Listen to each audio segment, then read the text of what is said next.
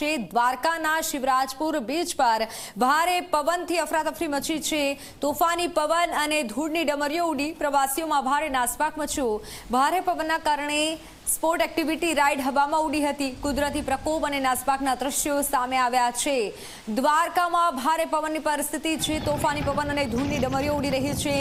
અફરાતફરી લોકોમાં મચી હતી, કારણ કે આપ જુઓ જે દ્રશ્યો સામે દ્વારકાથી આવ્યા છે। એકાએક વાતાવરણમાં બદલાવ જોવા મળ્યો। શિવરાજપુર બીચના આ દ્રશ્યો છે। તોફાની પવન અને ધૂળની ડમરીઓ ઉડી હતી અને પ્રવાસીઓ ભાગવા લાગ્યા હતા। અફરાતફરી પ્રવાસીઓ વચ્ચે મચી હતી। એક્ટિવિટી બંધ રખાઈ છે।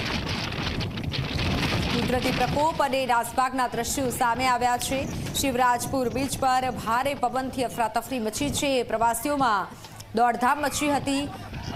તમામ લોકો આમ તેમ ભાગવા લાગ્યા હતા। પ્રવાસીઓમાં ભારે નાસભાગ મચ્યો છે દ્વારકામાં।